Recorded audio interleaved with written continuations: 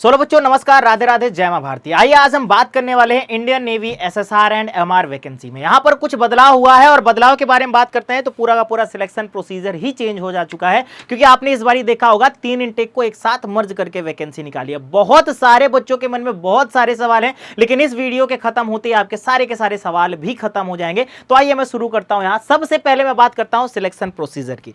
भैया selection process में यहां पर कोई खास बदलाव नहीं हुआ, इसके आगे बदलाव होगा। पहली बात यह है कि स्टेज 1 जो कि आपको पता है कि रिटन एग्जाम होता है और ये सीबीटी यानी कि कंप्यूटर बेस्ड टेस्ट होता है और ये ऑनलाइन मोड में होता है। और यहां पर ध्यान इस चीज का रखना है कि यहां पर आपका नेगेटिव मार्किंग होता है, चाहे वो नेवी एसएसआर हो या फिर एमआर हो। जो नेगेटिव मार्किंग होता है वो 1/4 होता है।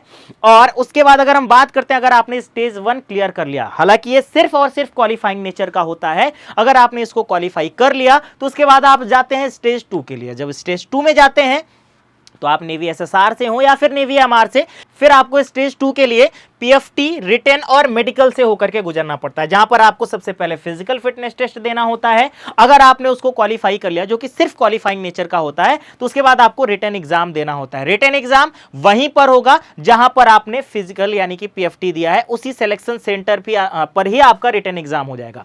ये रिटन एग्जाम जो होता है सेम वैसा ही होता है जो कि आपका स्टेज 1 का रिटन एग्जाम होता है, लेकिन ये ऑफलाइन मोड में होता है। और सबसे बड़ी बात, यहां पर नेगेटिव मार्किंग नहीं होती मेरे भाई। और उसके बाद अगर आपने ये क्लियर कर लिया तो उसके बाद आपका मेडिकल हो जाता है, और मेडिकल होने के बाद आपका स्टेज 3 होता है, जहां पर डॉक्यूमेंट वेरिफिकेशन होता है और उसके बाद फाइनल सिलेक्शन आपका हो जाता है।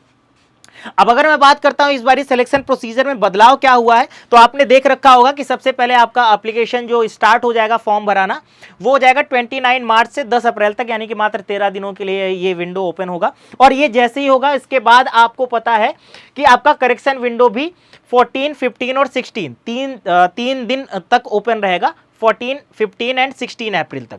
उसके बाद अगर हम बात करते हैं तो स्टेज 1 आपका एग्जाम जो होगा वो बोला गया है मई में होना है। अब अगर स्टेज 1 एग्जाम मई में होना है, इसका मतलब उसके 10 दिन पहले आपका exam date and exam city आ जाता है।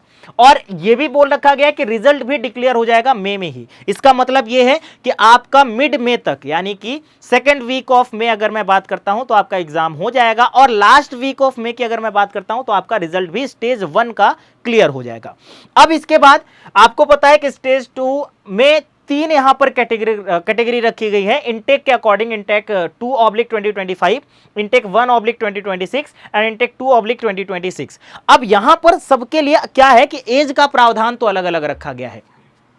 अब अगर मान लेते हैं कि जिन्होंने स्टेज 1 क्लियर कर लिया है, स्टेज 2 में जाना है और आप तीनों के लिए एलिजिबल हैं, यानी कि आप इस इनटेक के लिए भी, इस इनटेक के लिए भी और इस इनटेक, तीनों इनटेक के लिए अगर आप एलिजिबल हैं, तो भैया आपको परेशान होने की जरूरत नहीं है। खुद एडमिट कार्ड आएगा, जो कि आपको कॉल अप लेटर आएगा, वो स्टेज 2 के लिए आएगा। अब अगर मान लेते हैं कि जो स्टेज 2 है, जो कि 2/2025 का, यहां पर मेरिट हाई जाएगी। ऑब्वियस सी बात है भैया, यहां पर मेरिट हाई जाएगी, जहां पर अगर इस मेरिट में अगर आपका नहीं हुआ, सपोज दैट आपको बुलाया गया, आप गए एग्जाम दिए और आपका नहीं हुआ, तो उसके बाद आपको वापस से वेट करना है, वो मेरिट डाउन होगी और उसके बाद वापस से आपको स्टेज 2 के लिए बुलाया जाएगा सेकंड इनटेक में, यानी कि दूसरे इनटेक की अगर बात करता हूं 1/2026 वाले इनटेक के लिए आपको बुलाया जाएगा। अब मान के चलते हैं कि वहां पर भी आपने स्टेज 1 तो क्लियर कर लिया, लेकिन जो मेरिट रखी गई है वो मेरिट में अभी भी अप टू मार्क आप नहीं आ रहे हैं, तो फिर आपको और वेट करना पड़ेगा, जो कि इनटेक 2/2026 के लिए फिर यहां पर आपको तब बुलाया जाए। मतलब यह है कि अगर आपने स्टेज 1 क्लियर कर लिया है, तो अगर आपके पास एज के अकॉर्डिंग शॉर्टलिस्ट किया जाएगा तो आपके पास 3 मौके हैं। अब अगर आपके पास एज है तो आप तीनों मौकों को देख सकते हैं। एज कम ज्यादा है तो ऑब्वियस सी बात है भैया, इनमें से 2 या फिर 1 भी आप देख सकते हैं, वो तो आपके ऊपर डिपेंड नहीं करेगा। बच्चों कहना है कि सर मैं तीनों फॉर्म भरूं, क्या तीनों इनटेक भरना होगा? भैया आपको 3 इनटेक नहीं भरना होगा, आपको एक ही बारी फॉर्म भरना होगा। वो आपको खुद बुलाया जाएगा, आपको कॉल अप लेटर दिया जाएगा, आपको एडमिट कार्ड दिया जाएगा, और ये एडमिट कार्ड आप ध्यान रखिएगा आपके ईमेल पर बार बार अपडेट होता रहेगा टाइम टू टाइम। सारी की सारी चीजें यहां पर पहले शेड्यूल कर दी गई हैं, तो परेशान होने के कुल मिला के इसमें तो कहीं भी जरूरत नहीं है। अब अगर यहां पर इसके बाद हम बात करते हैं नेवी एसएसआर में, तो आपको पता है नेवी एसएसआर का जो एग्जाम पैटर्न होता है, वहां पर मैथ्स के 25 क्वेश्चन, इंग्लिश के 25 होते हैं, साइंस के 25 होते हैं और जीके के 25 क्वेश्चन होते हैं। हालांकि यहां पर यह भी पता होना चाहिए कि नेवी एसएसआर के लिए आपको 10+2 यानी कि 12th पास आउट होना चाहिए, जहां पर आपका मैथ, फिजिक्स, केमिस्ट्री और इंग्लिश सब्जेक्ट होना चाहिए। हर एक पर्टिकुलर सब्जेक्ट की अगर हम बात करते हैं तो आपके 40% मार्क्स होने चाहिए और ओवरऑल आपका 50% मार्क्स होना चाहिए। अब अगर मैं बात करता हूं यहीं पर नेवी एमआर का, तो आप अगर 10th पास आउट हैं तो आप इसके लिए एलिजिबल हैं। एज के अकॉर्डिंग आप देखेंगे, उसके बाद आप एलिजिबल हो जाएंगे। और यहां पर जो सब्जेक्ट्स आते हैं वो आते हैं मैथ्स के 12 क्वेश्चन, 13 क्वेश्चन साइंस के और 25 क्वेश्चन जीके के। यहां पर 50 क्वेश्चन होता है, टोटल आपको 30 मिनट का समय दिया जाता है नेवी एमआर के एग्जाम के लिए। और अगर एसएसआर की बात करता हूं तो बेटा यहां पर टोटल 100 क्वेश्चन होते हैं और आपको जो समय दिया जाता है वो दिया जाता है 1 घंटे यानी कि 60 मिनट दिया जाता है। अब इसके बाद अगला जो पड़ाव होता है कि सर अगर हमने ये क्लियर कर लिया, स्टेज 1 क्लियर हो गया, तो ऑब्वियस सी बात है सर स्टेज 2 के लिए बुलाया जाएगा। और स्टेज 2 में सबसे पहले आपको रनिंग करना होगा।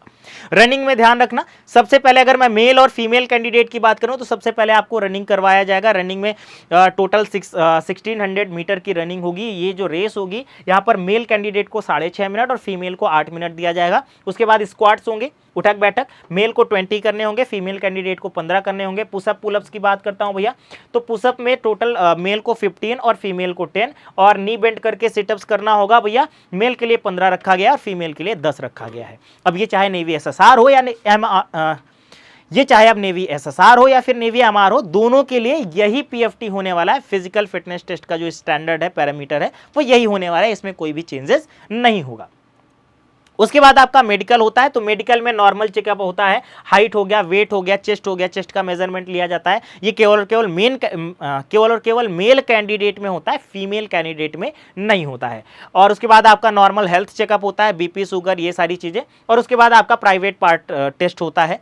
और ये क्वालिफाई करने के बाद, ये क्लियर करने के बाद आपको मेडिकल की तरफ से क्लीन चिट दे दी जाती है। उसके बाद आप आगे प्रोसीड करेंगे। और यहां पर तो पहले ही ये रखा गया है कि भैया आपको कब बुलाया जाएगा। सपोज दैट अगर आपने स्टेज 2 भी क्लियर कर लिया 2/2025 का, और जो कि आपको जुलाई में क्लियर हो जाएगा, अगर वो क्लियर हो गया स्टेज 2 का, तो ऑब्वियस सी बात है भैया आपको सितंबर में ही, 2025 के सितंबर में ही आपको इंट्रोड्यूस करवा दिया जाएगा आईएनएस चिल्का में, है ना। तो सारी की सारी चीजें कुल मिलाकर के पहले से रखी गई है। ये कंफ्यूजन अभी यहां पर खत्म हो जाना चाहिए कि सर मैं कैसे करूं, क्या 3 मेरे को फॉर्म भरने पड़ेंगे, सर क्या मैं 1 के लिए एलिजिबल हूं, 2 के लिए, 3 के लिए, सारी की सारी चीजें मैंने यहां पर बता दिया कि भैया अगर आप एलिजिबल हैं तो आपको हर एक के लिए कॉल अप लेटर आएगा। परेशान होने की जरूरत यहां पर नहीं है। आई होप सारी की सारी चीजें समझ में आई होंगी। मिलते हैं एक और शानदार वीडियो में, तब तक के लिए रखिएगा ध्यान। सभी को राधे राधे, जय हिंद, जय भारत।